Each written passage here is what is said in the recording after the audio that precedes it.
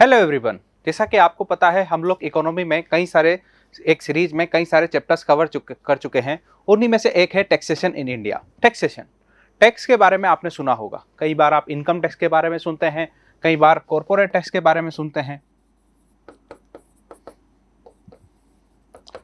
कई बार आप जीएसटी के बारे में, काफी पॉपुलर जीएसटी होता है। इसके अलावा भी कई सारे टैक्स होते हैं, capital gain tax, security transaction tax, minimum alternate tax, gift tax, आप किसी को गिफ्ट दे रहे हो तो उस पर टैक्स। ये टैक्स है क्या, इनको क्लासिफाई कैसे करा हुआ है? दरअसल ये सारे जो टैक्स सिस्टम है के अंदर ये जितने भी टैक्स लगते हैं उनका क्लासिफिकेशन किस तरीके से करा हुआ है। यदि मैं आपसे बोलूं इनमें से कौन सा डायरेक्ट टैक्स है, कौन सा इनडायरेक्ट टैक्स है, तो इसके पहले आपको ये पता होना चाहिए कि डायरेक्ट टैक्स क्या होता है, इनडायरेक्ट टैक्स क्या होता है, टैक्स बोयेंसी क्या होती है, टैक्स इलास्टिसिटी क्या होती है, टैक्स अवॉइडेंस और टैक्स इवेजन दोनों में क्या डिफरेंस है। ये सारी चीजें आज हम लोग इस लेक्चर में पढ़ेंगे। पहले बात करते हैं डायरेक्ट वर्सेस इनडायरेक्ट टैक्स की। डिफरेंस क्या है? आपसे वैसे तो कोई नहीं पूछेगा डायरेक्ट टैक्स क्या होता है, इनडायरेक्ट टैक्स क्या होता है, डायरेक्ट टैक्स की डेफिनेशन, इनडायरेक्ट टैक्स की डेफिनेशन। लेकिन समझने के लिए, चैप्टर को आगे समझने के लिए जरूरी है कि हम इसको समझें। डायरेक्ट टैक्स मतलब एक इंडिविजुअल है या कोई ऑर्गेनाइजेशन है या कोई कंपनी है, यदि वो टैक्स का पे कर रही है और टैक्स का पे भी उसे ही करना है और टैक्स का पेमेंट वो सीधे किसको कर रही है, गवर्नमेंट अथॉरिटी या टैक्स जिसने लगाया है टैक्स को, टैक्स अथॉरिटी जो है, टैक्स डिपार्टमेंट जिसको बोल दीजिए, उसे यदि डायरेक्ट पेमेंट अपना ट्रांसफर कर रही है। अब इनकम आपकी है, इंडिविजुअल कोई बंदा नौकरी कर रहा है, उसका सैलरी आ रहा है, सैलरी मतलब इनकम, तो उसकी इनकम पे तो टैक्स वही देगा ना, कोई दूसरा उसकी इनकम पे टैक्स थोड़ी देगा। इसी तरीके से कोई कंपनी है, कंपनी की अपना प्रॉफिट हो रहा है तो उस प्रॉफिट पे टैक्स का पेमेंट तो खुद वो कंपनी ही करेगी ना, कोई और तो करेगी नहीं, कोई दूसरी कंपनी तो करेगी नहीं। तो डायरेक्ट आपको पेमेंट कहाँ होगा, किसी जो भी टैक्स अथॉरिटी है या गवर्नमेंट है, तो वैसे टैक्स जिसमें डायरेक्ट पेमेंट होता है, किसी भी इंडिविजुअल, ऑर्गेनाइजेशन या कंपनी जिसको टैक्स का पेमेंट करना है और यदि वो पेमेंट सीधे टैक्स अथॉरिटीज को करे तो उसको बोलेंगे डायरेक्ट टैक्स। जबकि इनडायरेक्ट टैक्स में क्या होगा, ये इंडिविजुअल, ऑर्गेनाइजेशन, कंपनी जो होती है वो किसी दूसरे को पेमेंट करती है। दो एग्जांपल लेते हैं। एक, आपकी सैलरी आई, आप जॉब में हैं, आपकी सैलरी आई, आपकी एनुअल इनकम आई, तो उस एनुअल इनकम को आप सीधे 5%, 20% जितना भी आपका टैक्स स्लैब में जितना आता है, सीधा आप किसको भेज दोगे, गवर्नमेंट को। लेकिन दूसरी तरफ आप कार लेने गए, आप गए कार के शोरूम पे, तो आप कार के शोरूम पे, आपको पता है कि जब आप कार खरीदोगे तो आपको जीएसटी भी देना पड़ेगा। यदि जीएसटी आपको देना पड़ेगा तो आप उस कार शोरूम वाले से थोड़ी बोलोगे कि कार का पैसा, कार का जीएसटी में सीधे वहां टैक्स डिपार्टमेंट को, फाइनेंस मिनिस्ट्री को, टैक्स अथॉरिटीज को भेज दूंगा। नहीं हो पाता। आप जीएसटी का पेमेंट किसे करोगे, कार शोरूम वाले को, फिर वो कार शोरूम वाला फर्दर आगे पेमेंट करेगा और एक ऐसे चैनल बनता जाता है। फिर आखिरी में ये पेमेंट किसके पास जाता है, टैक्स अथॉरिटीज के पास। यानी आपने कार खरीदी, कोई भी गुड्स आपने खरीदी, कोई भी सर्विस खरीदी। फॉर एग्जांपल, आप किसी रेस्टोरेंट में खाना खाने गए, रेस्टोरेंट में आपने खाना खाया, वहां पर आपका बिल आया, टोटल आपका इतना हुआ, इसमें सीजीएसटी इतना, एसजीएसटी इतना और ग्रॉस टोटल इतना हो गया। तो आप उस होटल वाले से ये थोड़ी बोलोगे, अच्छा हमने जो खाना खाया इसमें जीएसटी इतना है तो इतना हम सेंट्रल को भेज देंगे और इतना हम जीएसटी, यानी जीएसटी का पैसा हम कुछ भेज देंगे गवर्नमेंट को। आप उस रेस्टोरेंट वाले को पे करके आते हो, वो अलग से क्यों शो करता है? जैसे आप लेते हो तो आपने टोटल आइटम्स इतने लिए, आप किसी रेस्टोरेंट का बिल देखना, टोटल आइटम्स आपके ये हो गया, आइटम्स का जितना टोटल हो गया उसमें सीजीएसटी और एसजीएसटी, तो ये टोटल आइटम का पैसा तो उस रेस्टोरेंट के मालिक के पास, ओनर के पास जाने वाला है। यदि ये पैसा भी ओनर के पास जाता तो फिर वे इसको ही इसमें इंक्लूड नहीं कर लेता। लेकिन ये सीजीएसटी, एसजीएसटी का पैसा ये गवर्नमेंट का पैसा है, जो रेस्टोरेंट में सर्विस आपने ली उस पर एक तरीके का ये सर्विस टैक्स हो गया, जिसे जीएसटी बोलते हैं। तो ये पैसा आप गवर्नमेंट को नहीं दे रहे, आप किसको दे रहे हो, रेस्टोरेंट के ओनर को। फिर ये रेस्टोरेंट का ओनर आगे फर्दर इसको टैक्स अथॉरिटीज तक पहुंचा रहा है। यानी आपने सीधा पेमेंट नहीं करा, कार वाले में कार शोरूम वाले को पेमेंट करा, रेस्टोरेंट में गए तो रेस्टोरेंट के मालिक को, रेस्टोरेंट के ओनर को पे करा। यानी आप इनडायरेक्ट चैनल के थ्रू पैसा कहां पहुंचा रहे हो? Tax authority. ये क्लियर है दोनों केस में कि टैक्स का पेमेंट इसी एक ही बंदे को टैक्स का पेमेंट करना है। यदि वो डायरेक्ट टैक्स अथॉरिटी को कर रहा है तो डायरेक्ट टैक्स, यदि इनडायरेक्टली वो किसी और को कर रहा है तो आपका, और वो फिर वो बंदा या जो भी है, जो भी अथॉरिटी है वो आगे वो टैक्स अथॉरिटीज को पैसा ट्रांसफर कर रहा है जीएसटी का, तो उसको इनडायरेक्ट टैक्स। यानी टैक्स दो तरीके के हो गए इंडिया में, या ओवरऑल ही बात करें तो पूरे वर्ल्ड में टैक्स दो ही तरीके के होते हैं, टाइप्स ऑफ टैक्स।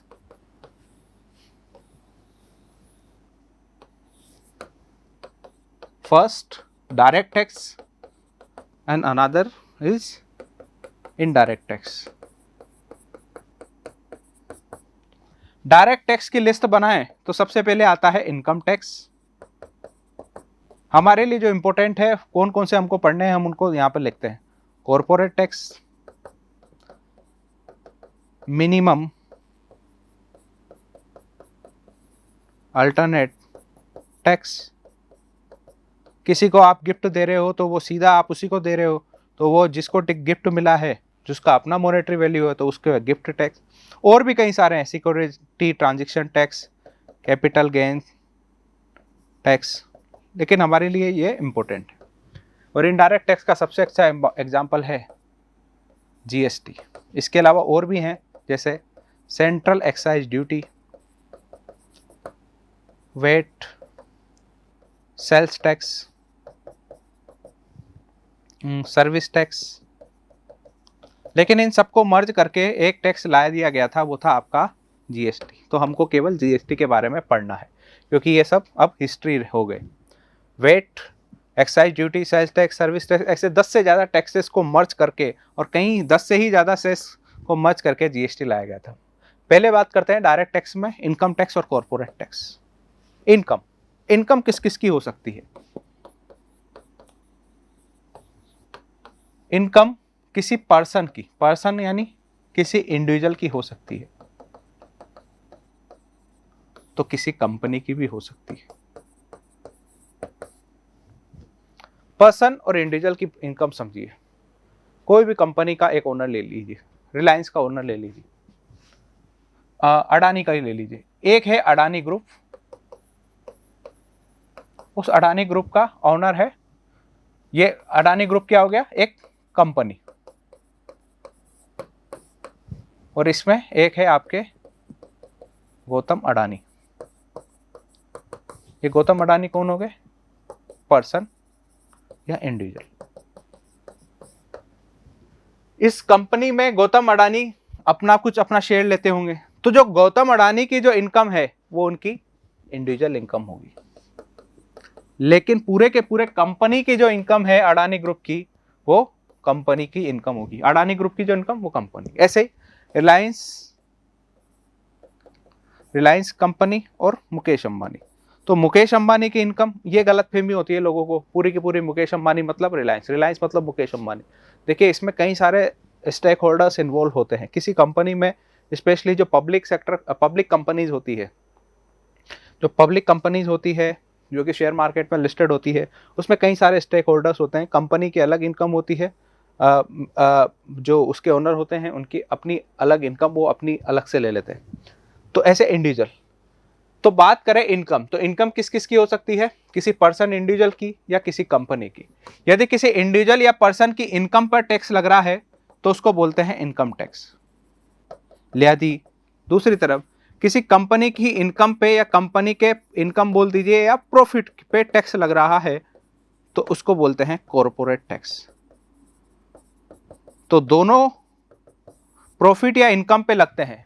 किसी इंडिविजुअल के प्रॉफिट या इनकम पर जो टैक्स लगता है उसको इनकम टैक्स, लेकिन किसी कंपनी या किसी एंटिटी के प्रॉफिट या इनकम पे जो टैक्स लगता है उसको कॉर्पोरेट टैक्स बोलते हैं। तो ये एक बेसिक डिफरेंस है। लोग समझते हैं इनकम टैक्स मतलब जिन की इनकम होती है, कंपनी हो, चाहे वो आदमी हो या कोई भी पर्सन हो, ऐसा नहीं है।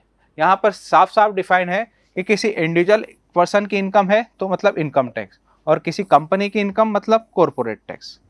लेकिन ये कंपनीज, कई बार आपने देखा होगा कि कई बार टैक्स में आपको एग्जम्पशन मिलते हैं। एग्जम्पशन मतलब आप पैसा यहाँ लगा दो, आपको टैक्स नहीं देना पड़ेगा। कई बार टैक्स में छूट, एग्जम्पशन, इसके अलावा कई बार आपको इन्वेस्टमेंट के लिए गवर्नमेंट खुद बोलती है कि इन केसेस में यदि आपने यहाँ पर पैसा लगाया तो आपको एग्जम्पशन मिलेगा। जैसे आप किसी एनजीओ को दान दे दिया, ये सब दे दिया। तो कई बार जो कंपनीज जो होती है, कहीं कोई भी कंपनी है, यदि उसका प्रॉफिट है 30 लाख रुपए, अब उसको पता है कि उसको 30 लाख का टैक्स देना पड़ेगा। यदि 30% वो टैक्स देता है तो इसका 30 लाख का 30% टैक्स देना पड़ेगा। तो वो कंपनी क्या करेगी? कंपनी ट्राई करेगी कि उनको टैक्स में कैसे ना कैसे छूट मिल जाए, क्योंकि 30 लाख का मतलब कितना हो गया?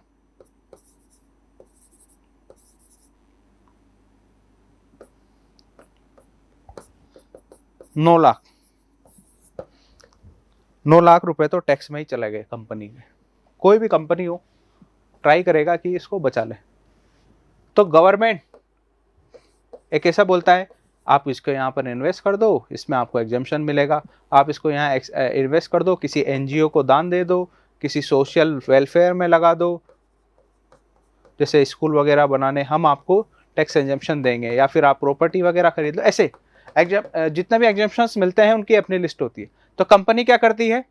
कंपनी सारा का सारा प्रॉफिट, अब किसी से साठ गांठ कर ली है एनजीओ से, हम आपको पैसा दे रहे हैं थोड़ा बहुत बैक चैनल से, आप हमको वापस दे देना। तो एनजीओ बोलेगा कि हमने 10 लाख रुपए एक एनजीओ को दे दिए। 10 लाख रुपए एनजीओ को, अब बोलेगा एनजीओ को 10 लाख मिल रहे हैं, तो ये बोलेंगे कि 10 लाख में से 1 लाख आप रखना, 9 लाख हमें वापस दे देना। ऐसे करके टैक्स अपना बचाने की कोशिश करती है कि कैसे न कैसे वो 9 लाख का जो पेमेंट करना है वो कैसे न कैसे उनका बच जाए, या फिर सेटलमेंट हो जाए 1 लाख 2 लाख जो भी है। तो कंपनी अपना क्या करती है? सारा एग्जम्पशन में जितना मिला हुआ है वहाँ पे पैसा लगा देती है। बोलती है कि 30 लाख रुपए हमारी इनकम थी और 30 लाख रुपए ही हमने इधर उधर, आपने जो जो बताई थी लिस्ट, जहाँ जहाँ छूट मिलेगी वहाँ वहाँ पैसा लगा दिया। तो गवर्नमेंट बोलेगी तो फिर अब कितने का दोगे टैक्स? कि मालिक टैक्स का ही बात का, 30 लाख रुपए तो हमने, आपने तो बताया था कि इन में छूट मिलेगी, इन में एग्जम्पशंस मिलेंगे। तो हमने जो 30 लाख रुपए का प्रॉफिट हुआ था वो सारा 30 लाख रुपए का प्रॉफिट आपकी जो एग्जम्पशंस की लिस्ट थी उसमें लगा दिया, कुछ एनजीओ को दे दिया, कुछ सोशल वेलफेयर को लगा दिया, ऐसे प्रॉपर्टीज में इन्वेस्ट करके, हाउसिंग लोन जो भी है। गवर्नमेंट बोलेगी 30 लाख का 30 लाख उड़ा दिया, हाँ 30 लाख का 30 लाख उड़ा दिया। तो फिर अब क्या? हमारा बुक प्रॉफिट मतलब हमारे कागजों में जो हमें प्रॉफिट दिख रहा है वो तो कितना दिख रहा है? 0 रुपये। और यदि 0 प्रॉफिट दिख रहा है या नियर 0 दिख रहा है, 100 रुपये, 500 रुपये, 10,000 रुपये, तो फिर टैक्स भी कितना होगा? 0। नुकसान किसका? नुकसान गवर्नमेंट का। आइडियली तो गवर्नमेंट को कितने लाख रुपए मिलने चाहिए थे इस कंपनी से टैक्स से? 9 लाख रुपए। और कितना मिल रहा है? 0। नुकसान 9 लाख का किसको? कंपनी को। तो दिक्कत आ गई। तो फिर गवर्नमेंट ने बोला ये सब नहीं चलेगा। और 1990s के डिकेड में एक कंसेप्ट आया कि भैया कोई भी कंपनी हो उसको मिनिमम टैक्स तो पे करना ही पड़ेगा, और उसको नाम दिया गया मिनिमम अल्टरनेट टैक्स।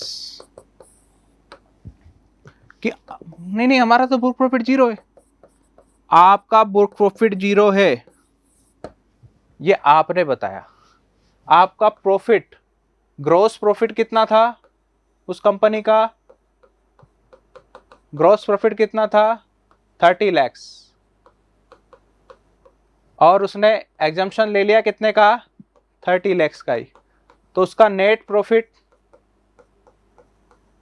या उसने जो बुक प्रॉफिट बताया किताब उसके खाते बही में, वो कितना बताया? 0। गवर्नमेंट ने बोला आपके पास दो तरीके हैं कि आप या तो एग्जम्पशंस ले लो, और एग्जम्पशन उतना ही लो कि जितना आपके हमें टैक्स पे कर सको, वरना आपको मिनिमम तो टैक्स देना ही पड़ेगा।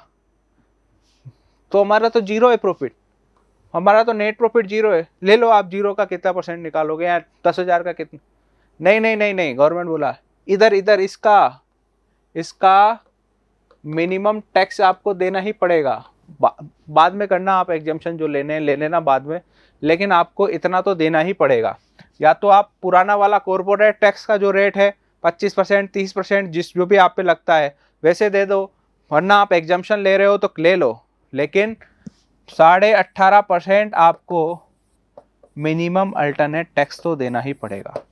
अब चूंकि ये कंपनी की, अब देखिए ये कंपनी के ग्रॉस प्रॉफिट पर लग रहा है, और कंपनी किसको डायरेक्ट पे कर रही है? टैक्स अथॉरिटीज को। तो टैक्स अथॉरिटीज को डायरेक्ट पे कर रही है, तो मिनिमम अल्टरनेटिव टैक्स भी कैसा टैक्स हो गया? Direct tax.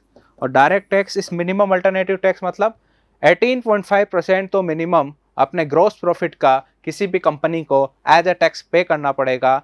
It does not matter कि वो एग्जाम्पशंस ले रहा है कि नहीं ले रहा है। अपना बुक प्रॉफिट जीरो बता के या बुक प्रॉफिट नियर जीरो बता के कोई भी कंपनी टैक्स देने से नहीं बचे या टैक्स को अवॉइड नहीं करे। इसी चीज़ को इंश्योर करने के लिए मिनिमम अल्टरनेट टैक्स मेट का कंसेप्ट लाया गया, जो कि एक डायरेक्ट टैक्स है और जिसकी एक रेट होती है 18.5%। अब कई बार आपने सेलिब्रिटीज़ को देखा होगा कि उसकी शादी में गए, उसको सोने की वॉच दे आए, फरारी दे दी, वो सब दे दी। कई बार सेलिब्रिटीज जैसे विराट कोहली की शादी हुई, रिसेंट में ही केएल राहुल जो हैं क्रिकेटर, उनकी शादी हुई, तो अलग अलग लोगों ने अलग अलग गिफ्ट दिए बर्थडे पार्टीज़ में। गिफ्ट भी ऐसे महंगे महंगे, कोई फरारी दे रहा है, कोई मर्सिडीज़ दे रहा है, कोई हाई क्लास बाइक्स दे रहा है। तो ऐसे कर क्या रहे हैं? एक सेलिब्रिटी अपनी दूसरे सेलिब्रिटी को इनकम अपना ट्रांसफ़र कर रहा है, यानी आपने उसका एसिड जनरेट करा। तो यहाँ पर बात कर रहे हैं गिफ्ट टैक्स की।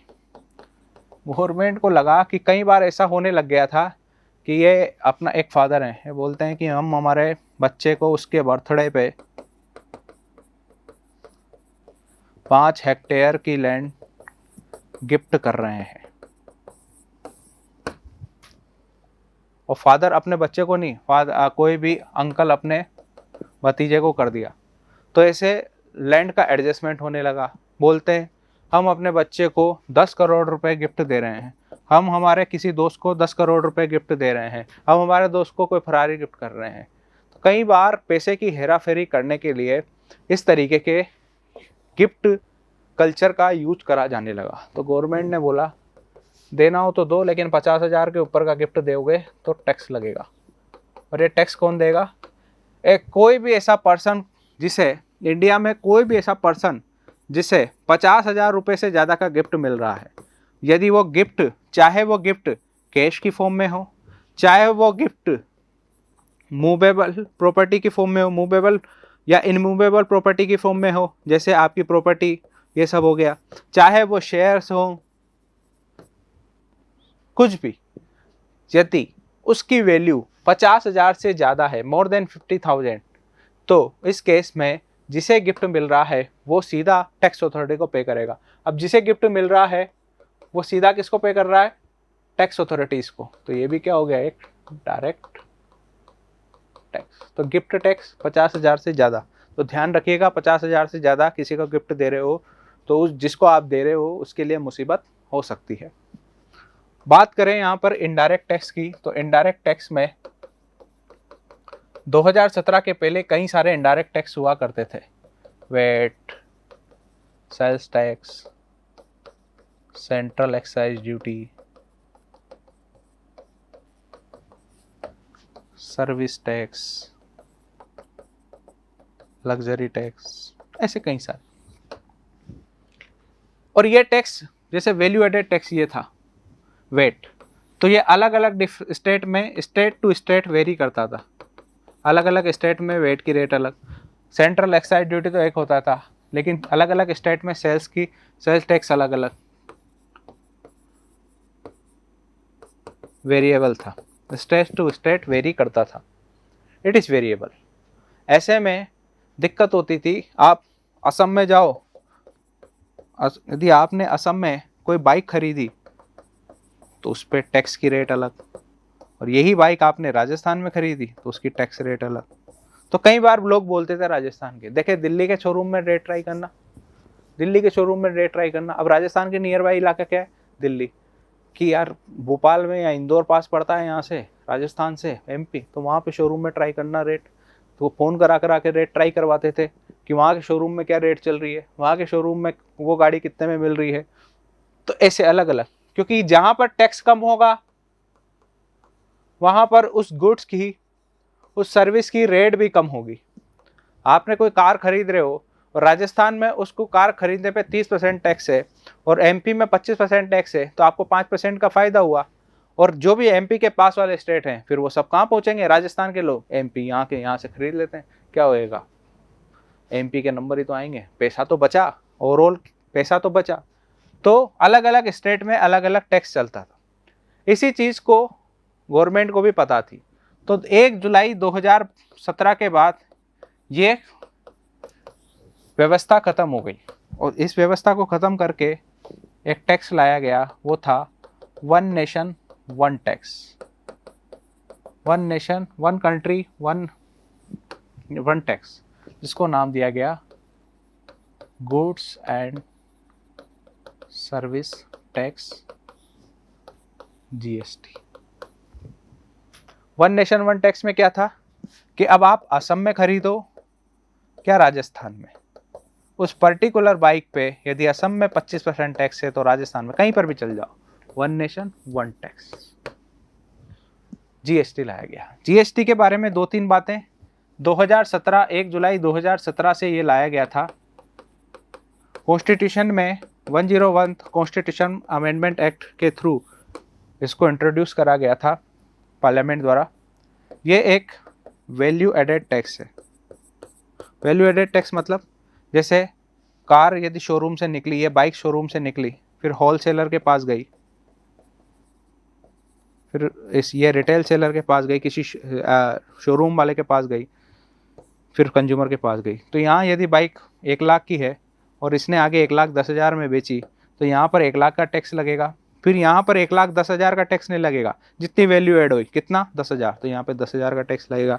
ऐसे ही आगे शोरूम से किसी एक्स छोटे शोरूम पे गई, वो 1,15,000 में गई, तो यहाँ पर कितना ऐड हुआ, 1,10,000 से 1,15,000, तो 5,000 का एक्स्ट्रा टैक्स। जितना वैल्यू ऐड हुआ उतना टैक्स लगेगा। तो ये क्या है, एक वैल्यू एडेड टैक्स है। इसके अलावा डेस्टिनेशन बेस्ड टैक्स है। डेस्टिनेशन मतलब भाई जहां पर वो बाइक खरीदी गई होगी। लास्ट एग्जांपल हमने कहा कि आप असम या राजस्थान, फॉर एग्जांपल गुरुग्राम हरियाणा में बाइक मैन्युफैक्चर हुई और वहां से वो पहुंची राजस्थान के किसी डीलर के पास, फिर राजस्थान के डीलर से वो पहुंची एमपी के किसी डीलर के पास, फिर एमपी के डीलर से आगे ट्रांसफर हुई वो आपके छत्तीसगढ़ के किसी डीलर के पास, और छत्तीसगढ़ के डीलर ने आखिरकार किसी न किसी पर्सन को पकड़ के को कंज्यूमर मिल गया जहां पर ये बाइक उसके बाद रोड पे चलने लगी। तो यहाँ पर ये शोरूम से शोरूम ट्रांसफर हो रही थी एक डीलर से दूसरे डीलर। यहाँ पर जीएसटी का पेमेंट जो है वो छत्तीसगढ़ में करूं कि गुड़गांव हरियाणा में करूं कि राजस्थान में करूं कि एमपी में करूं। इसके पहले जीएसटी आने के पहले जो टैक्स हुआ करते थे वेट में ये बात थी कि आपका जो वेट लगता था वो वहां लगता था जहां पर वो चीज मैन्युफैक्चर हो रही है। मैन्युफैक्चर यदि ये राजस्थान, तो जीएसटी आने के पहले, तो जीएसटी आने के पहले इस बाइक पे जो अलग अलग डीलर से पास, अलग अलग स्टेट के अलग अलग डीलर के पास से होते हुए कंज्यूमर के पास गई है, तो उसमें जो पहले जो टैक्स लगता था वो हरियाणा में लगता था।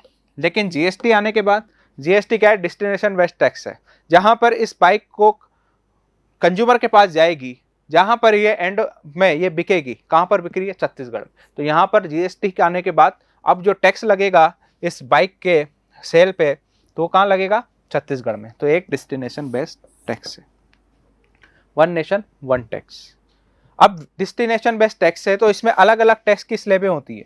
कई गुड्स ऐसी है जिसको 0% टैक्स लगता है, 3% टैक्स लगता है आपके गोल्ड पे, 3% जीएसटी लगता है गोल्ड पे। ये तो इतना सीरियस नहीं है। मेनली जो स्लैब है वो 4 ही हैं, 5%, 12%, 18% और 28%। यूँ नहीं है कि किसी गुड पे 15%, किसी पे 15.5%, किसी पे 15.25%, किसी पे 15.25%, ऐसे नहीं है। स्लैब डिसाइड है कि किसी गुड्स पे या तो लगेगा ही नहीं 0% या फिर 5% लगेगा, और यदि 5 के बाद सीधा 12 और 12 से ज़्यादा करना है तो 18 और 18 के बाद 28। जैसे आटा वगैरह है तो उसको 0 में रखा गया है। लाइव स्टॉक्स जो पशुओं के लिए जो कॉटन के एक्स होते हैं उन पे 0% है, लेकिन आपके कहीं चले जाओ तो आपको 5%, कहीं 12% देखने को मिलता है, कहीं 18%, कहीं 28%। लग्जरी गाड़ियां खरीदो, लग्जरी आइटम तो 28%। तो ये दरअसल एक स्लैब डिसाइड है। तो 5 के बाद 6 नहीं कर सकते, 5 के बाद सीधे 12 करेंगे। गोल्ड में अलग है, गोल्ड में 3%। अब ये जो जीएसटी होता है, अब टैक्स तो सब लगाते थे, पहले सेंट्रल गवर्नमेंट भी लगाती थी और स्टेट गवर्नमेंट भी लगाती थी, तो ये टैक्स का पैसा मिलेगा कैसे? तो टैक्स को टैक्स का जो जीएसटी का पार्ट होता है, जीएसटी में जो टैक्स का रिवेन्यू होता है उस पर 3 क्लेम होते हैं। एक सीजीएसटी, एक हिस्सा स्टेट का तो उसको बोलते हैं एसजीएसटी, यदि यूटी है तो यूटी जीएसटी, और एक का आपका इंटरमीडिएट जीएसटी आईजीएसटी। सीजीएसटी मतलब और एसजीएसटी मतलब और आईजीएसटी मतलब। यदि कोई आप यहाँ पे ले हो, आप कोई भी चीज ले लीजिए, जैसे कोई भी एक एग्जांपल ले लीजिए। अभी हमने बाइक ले लिया, कार ले लिया, बाइक ले लेते हैं दोबारा से। कोई बाइक है, वो राजस्थान में ही मैन्युफैक्चर हुई जयपुर में, और फिर वो बाद में कोटा में आकर उसका सेल हो गया। कोई भी चीज ले लीजिए आपके, यानी समझिए राजस्थान में ही उसी पर्टिकुलर स्टेट में ही वो मैन्युफैक्चर हुई और उसी पर्टिकुलर स्टेट में, सेम स्टेट में ही उसका सेल कर दिया। तो उस पे यदि 12% टैक्स लग रहा है, 12% जीएसटी है, तो उसमें से ये बोलते हैं कि आधा सेंट्रल गवर्नमेंट का सीजीएसटी और आधा एसजीएसटी। लेकिन यदि कोई बाइक राजस्थान में मैन्युफैक्चर हुई और फिर वो जाके जयपुर, राजस्थान के जयपुर में उसको बनाया गया और फिर वो बिकी आपके भोपाल एमपी में, और टैक्स रेट अभी 12% है, तो आईजीएसटी सीजीएसटी तो चलो ठीक है, लेकिन एसजीएसटी का पैसा मैं किसको दूं? एमपी गवर्नमेंट को और राजस्थान गवर्नमेंट को। पूरा एमपी गवर्नमेंट को दूं तो राजस्थान गवर्नमेंट में इन्होंने फैक्ट्री लगाई, वहाँ मैन्युफैक्चरिंग करी, इसका अवार्ड तो उन्हें भी मिलना चाहिए। यदि पूरा इनको दे दूं तो बिका तो ये भोपाल एमपी में है, तो इसका अवार्ड इनको भी मिलना चाहिए। तो जिस तरीके से जो भी इंटर स्टेट गुड्स होती है, इंटर स्टेट गुड्स या सर्विसेज होती है, उन पे आईजीएसटी लगता है। फिर ये आईजीएसटी का पैसा इनके बीच में बढ़ जाएगा सीजीएसटी, और जहाँ पर वो आई है राजस्थान भोपाल, जिसे राजस्थान से भी घूम के जाइए, पहले दिल्ली पहुँचा दी फिर भोपाल, तो फिर इन तीनों में। तो यदि इंट्रा स्टेट ट्रेड है, हो रहा है किसी भी आइटम का मैन्युफैक्चर होने से उसके कंजप्शन तक, यानी इंट्रा स्टेट मतलब उसी स्टेट में, तो फिर लगेगा आपका सीजीएसटी और आपका एसजीएसटी। लेकिन यदि इंटर स्टेट ट्रेड है तो फिर आईजीएसटी। इसी तरीके से कई सारे आइटम्स को हम एक्सपोर्ट करते हैं, कई सारे आइटम्स। फॉर एग्जांपल, मुझे तो एक ऐसी घड़ी चाह रही है जो इंडिया में कहीं नहीं मिल रही, मैंने दुबई से मंगा ली, तो क्या मैं उस पर टैक्स नहीं दूंगा? ये तो गलत बात है। इंडिया में कोई चीज़ खरीदो तो टैक्स, और दुबई से कोई चीज़ मंगाओ तो टैक्स नहीं। ऐसे मैंने कब कहा? लगेगा। फिर लगेगा तो क्या लगाएं? CGST, SGST, IGST. तो जो भी इंटरनेशनल ट्रेड होता है, या यूं बोलें एक्सपोर्ट और इंपोर्ट, उस पर भी क्या लगता है? आईजीएसटी। अब हम यहां पर एक चीज देखिए, आईजीएसटी का पैसा इनके बीच में बटेगा, लेकिन बांटने वाला कौन है? ठीक है। इसी तरीके से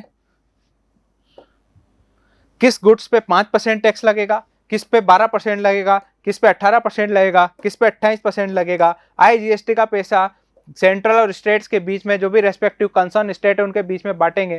भाई ये तो बढ़ जाता है, 12% है तो 6% इसका, 6% इसका, 5% टैक्स है टोटल तो 2.5% इसका, 2.5% इसका निपटारा तो हाथों हाथ हो जाता है। लेकिन IGST का निपटारा कौन करेगा? 5% किस गुड्स पे 5% लगेगा, किस पे 12% लगेगा, किस पे 18% लगेगा, ये डिसाइड कौन करता है? तो इसको डिसाइड करने के लिए एक बॉडी है जिसको बोलते हैं GST council. Under the article 279A ये एक कॉन्स्टिट्यूशनल बॉडी है जिसमें 2 तरीके के मेंबर होते हैं। एक सेंट्रल गवर्नमेंट से, सेंट्रल गवर्नमेंट के मेंबर्स, और एक होंगे आपके स्टेट गवर्नमेंट्स के मेंबर। हर स्टेट गवर्नमेंट का जो भी फाइनेंस मिनिस्टर होता, स्टेट गवर्नमेंट से एक रिप्रेजेंटेटिव, यानी हर स्टेट गवर्नमेंट से और एक यूटी से आपका एक रिप्रेजेंटेटिव यहाँ पर होगा। जबकि सेंट्रल गवर्नमेंट से एक होंगे आपके फाइनेंस मिनिस्टर, एक finance minister of state,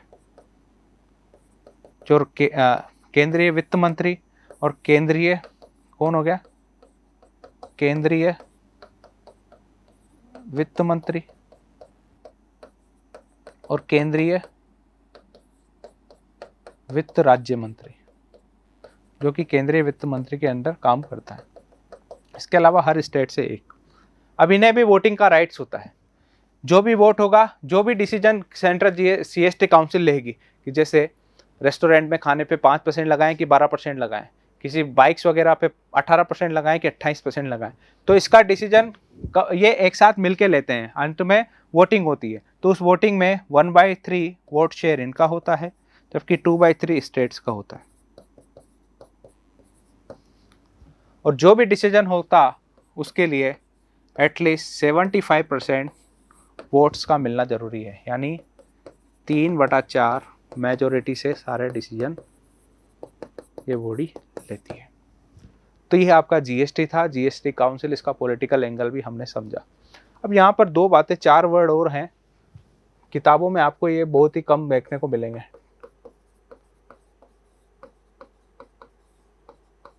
versus tax elasticity. हर गवर्नमेंट चाहती है कि उसका टैक्स का रिवेन्यू ज़्यादा से ज़्यादा कलेक्ट हो। टैक्स रिवेन्यू ज़्यादा से ज़्यादा कलेक्ट हो तो इसके लिए वो क्या कर सकती है? भाई गवर्नमेंट चाहती है कि इस साल हमें 50 लाख करोड़ मिला तो अगले साल हमें 60 लाख करोड़ मिले, लेकिन इसके लिए वो करेगी तो करेगी क्या? गवर्नमेंट को अपना टैक्स रिवेन्यू बढ़ाना है तो क्या कर सकती है? फॉर एग्जाम्पल, अभी गवर्नमेंट को 50 लाख करोड़ टैक्स का रिवेन्यू मिल रहा है और अलग अलग स्लैब है, जैसे, और टैक्स का देने वाले हैं आपके 20 लाख लोग टैक्स दे रहे हैं, और इसमें से 5 लाख लोग 5% के हिसाब से, 10 लाख लोग 20% के हिसाब से, और बाकी के 5 लाख लोग 30% के हिसाब से टैक्स दे रहे हैं। ऐसे जो भी है टैक्स का रिवेन्यू इतना है, अलग अलग लोग अलग अलग रेट में दे रहे हैं, लेकिन ये क्लियर है कि 20 लाख लोग दे रहे हैं, उनकी स्लैब ये है। अब टैक्स का रिवेन्यू बढ़ाना है गवर्नमेंट को, टैक्स का रिवेन्यू बढ़ाना है, गवर्नमेंट का खर्चा पानी नहीं चल रहा, गवर्नमेंट चाहती है कि टैक्स का रिवेन्यू आए, टैक्स का रिवेन्यू हमारे पास आएगा तो हमारे को भी बजट में अच्छा फायदा मिलेगा, हमारा बजट डेफिसिट कम होगा। बजट वाला चैप्टर आप लोग रिकॉल करिए। टैक्स रिवेन्यू कैसे बढ़ाएं? टैक्स रिवेन्यू बढ़ाने के यहाँ पर 2 तरीके हैं। यदि ये 20 लाख टैक्स देने वाले हमारे ज्यादा हो जाएं तो जितने ज्यादा टैक्स पेयर्स होंगे, यदि नंबर ऑफ टैक्स पेयर्स बढ़ जाएंगे तो नो डाउट ओवरऑल जो टैक्स का कलेक्शन है वो बढ़ जाएगा, फिर 10 लाख लोग एक्स्ट्रा हो गए। लेकिन ये नहीं पढ़ पा रहे तो क्या टैक्स का रिवेन्यू नहीं बढ़ा सकता? यदि ये नंबर नहीं बढ़ रहा, नंबर ऑफ टैक्स पेयर उतने ही घूम रहे हैं 20 लाख के आसपास, तो कोई बात नहीं है, टैक्स रिवेन्यू तो बढ़ाना है, आप कैसे भी करो, खर्चा नहीं चल रहा सरकार। तो फिर तो एक ही तरीका है, 5% वाले से बोलो आप 8% दो, 20% वाले से बोलो आप 25 दो, और 30% वाले से दो बोलो आप, और आप भी थोड़ा ज़्यादा दो, 33% दे दो। यदि ये ही 20 लाख लोग ज़्यादा, देखो आप कोई भी ऑर्गेनाइजेशन है उसको चंदा इकट्ठा करना है, तो उसके पास चंदा इकट्ठा करने के 2 तरीके हैं। वो ज़्यादा से ज़्यादा लोगों से पैसा इकट्ठा करे, भले ही वो कम पैसा इकट्ठा करेगी, 10-10 रुपये 20-20 रुपये भी इकट्ठा करेगी, लेकिन उन्होंने कई सारे लोगों से इकट्ठा कर लिया तो उनके पास अच्छा खासा रिवेन्यू हो जाएगा। ऐसा ही दूसरा ऑर्गेनाइजेशन है, वो भी चंदा इकट्ठा कर रहा है, वो ज़्यादा लोगों से इंगेज नहीं है, लेकिन जिन लोगों से इंगेज है वो लोग उसे अच्छा खासा पैसा दे देते हैं, यानी बढ़ा के पैसा देते हैं। पहले वाले केस में 10 रुपए 20 रुपए मिल रहे थे, दूसरे वाले केस में जो चंदा था वो 50-100 रुपए मिल रहा था, 1000 रुपए मिल रहा था। तो दोनों ही केस में जो चंदा इकट्ठा करेगी वो ऑर्गेनाइजेशन, उनका अच्छा खासा चंदा इकट्ठा हो जाएगा, जो अच्छा खासा डोनेशन का अमाउंट इकट्ठा हो जाएगा। यहाँ पर भी यही तरीके है। यदि टैक्स रिवेन्यू बढ़ाना है तो टैक्स रिवेन्यू बढ़ाना है तो दो ही तरीके हैं, नंबर ऑफ टैक्स पेयर्स बढ़ जाएं, और यदि नंबर ऑफ टैक्स पेयर्स बढ़ जाएं, जैसे आप बोयेंसी का कंसेप्ट पढ़ते हो तो उस पर उछाल आ जाए, the number of tax payer में उछाल आ जाता है। जब नंबर ऑफ टैक्स पेयर्स के बढ़ने के वजह से टैक्स रिवेन्यू बढ़ जाता है तो उसको बोलते हैं टैक्स बोयेंसी। लेकिन इसमें क्या कांस्टेंट है, टैक्स रेट कांस्टेंट होगी, टैक्स रेट कांस्टेंट। दूसरा केस जिसमें number of tax payer constant है लेकिन टैक्स की रेट बढ़ा दी, और टैक्स की रेट बढ़ाने की वजह से यदि टैक्स का रिवेन्यू, तो जो टैक्स का कलेक्शन है, तो टैक्स अमाउंट जो कलेक्ट हुआ वो रिवेन्यू बढ़ जाता है, तो ऐसे को क्या बोलते हैं, टैक्स इलास्टिसिटी। इलास्टिसिटी से समझिए आप, यहाँ पर थोड़ा फिजिक्स के कंसेप्ट है। टैक्स बोयेंसी उछाल, टैक्स इलास्टिसिटी, जितना ज़्यादा रेट खींचोगे उतना ज़्यादा रिवेन्यू कलेक्ट होगा। जितना इलास्टिसिटी की क्या प्रॉपर्टी है, जितना खींचोगे उतना ही उसमें टेंशन होगा और उतना ही वो खींचेगा, और जितना कम आप रेट करोगे उसको कम करोगे, उसकी इलास्टिसिटी कम करोगे तो उतना ही आपका टैक्स रिवेन्यू कम हो जाएगा। यहाँ पर भी ऐसे ही है, जितना खींचा उतना टेंशन, और जितना कम करा, कंप्रेस करा तो टेंशन कम। यहाँ पर भी जितना टैक्स रेट खींचा यानी बढ़ाया उतना टैक्स रिवेन्यू बढ़ गया, और ये हो गया, तो इसको बोलते हैं टैक्स इलास्टिसिटी। दोनों ही केस में टैक्स रिवेन्यू बढ़ रहा है। यदि tax revenue number of tax payer के बढ़ने से वजह से बढ़े तो उसको टैक्स बोयेंसी, जबकि दूसरे केस में यदि टैक्स रेट बढ़ने के वजह से टैक्स रिवेन्यू बढ़ता है तो उसको टैक्स इलास्टिसिटी बोलते हैं। आजकल ब्लैक मनी का कंसेप्ट आप लोगों ने पढ़ा होगा। यहाँ पर ब्लैक मनी को समझिए आप लोग, दो वर्ड हैं ऐसे ही, tax avoidance versus tax evasion.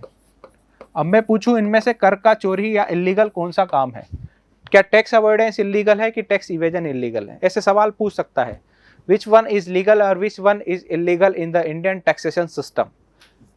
क्या टैक्स अवॉइडेंस है कि टैक्स इवेजन है, कि दोनों लीगल हैं कि दोनों इलीगल हैं। ऐसे 4 ऑप्शन बना देगा, क्वेश्चन बनाने के लिए कमी नहीं है क्वेश्चन बनाने वाले के पास, केवल इन एक वर्ड पे। लेकिन आप समझिए, टैक्स इवेजन का मतलब है कर की चोरी, और टैक्स अवॉइडेंस का मतलब है कर देने से छूट। अब समझिए टैक्स अवॉइडेंस क्या होगा। अभी हम कंपनी की बात कर रहे थे तो उसको 30 लाख रुपए का प्रॉफिट हुआ था, आप याद करिए, मिनिमम अल्टरनेट टैक्स पढ़ रहे थे तो उसको 30 लाख रुपए में वो चाहेगी कि वो अपना जितना से ज़्यादा टैक्स पे छूट ले सके, तो वो क्या करेगी, जितने भी एग्जम्पशंस हैं और उस एग्जम्पशंस ले लेगी, और ऐसे करते करते उसने लगभग 20 लाख रुपए के एग्जम्पशंस ले लिए। तो अब उसको कितने का टैक्स देना है, केवल net taxable payment, net taxable amount कितना हो गया, केवल 10 लाख रुपए। तो 10 लाख रुपए का केवल टैक्स देना है। तो इसमें उसने जो अब टैक्स 20 लाख रुपए बचाए, 20 लाख रुपए का टैक्स बचाया, वो उसने उस हिसाब से बताया कि गवर्नमेंट ने बता रखा था कि यहाँ ऐसे ऐसे पैसा लगा दो, इसमें आपको एग्जम्पशन मिल जाएगा।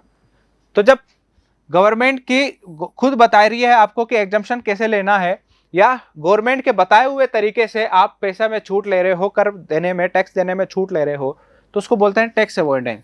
और यदि गवर्नमेंट खुद दे रही है तो ये आपका एक लीगल अटेम्प्ट होगा। ऐसा आप कर सकते हो, लोग करते भी हैं। लेकिन आपको पता है कि आपको इस 10 लाख रुपए का टैक्स देना है। ये क्लियर है कि आपका प्रॉफिट जो नेट टैक्सेबल अमाउंट आया आफ्टर एग्जम्पशंस वो 10 लाख रुपए आया, लेकिन आप 10 लाख रुपए का भी टैक्स पे नहीं कर रहे हो, तो आप टैक्स की चोरी कर रहे हो, और ये एक इलीगल अटेम्प्ट है। तो टैक्स इवेजन एक इलीगल अटेम्प्ट है, और ये 10 लाख रुपए क्या कहलाएगा, आपका ब्लैक मनी। तो ब्लैक मनी कुछ नहीं है, जिस पैसे का, जिस प्रॉफिट का आप टैक्स इवेजन करते हैं, जिस प्रॉफिट अमाउंट पे आप टैक्स इवेजन करते हैं, उसी को ब्लैक मनी बोला जाता है। जैसे यहाँ 10 लाख रुपए ब्लैक मनी हो गए, तो टैक्स अवॉइडेंस लीगल, जबकि tax avoidance illegal. Important economic terms हैं। ब्लैक मनी काफ़ी न्यूज में रहता है, तो जरूरी नहीं है ब्लैक मनी को टैक्स इवेजन से जोड़ के क्वेश्चन बना ले। तो ये हमारा टैक्सेशन सिस्टम था। हमने direct tax, indirect tax, tax buoyancy, elasticity में क्या डिफरेंस है, टैक्स अवॉइडेंस और टैक्स इवेजन में क्या डिफरेंस है, जो मेजर टर्म्स थी टैक्सेशन की वो हमने समझी। आज के लेक्चर में इतना ही था। Thank you.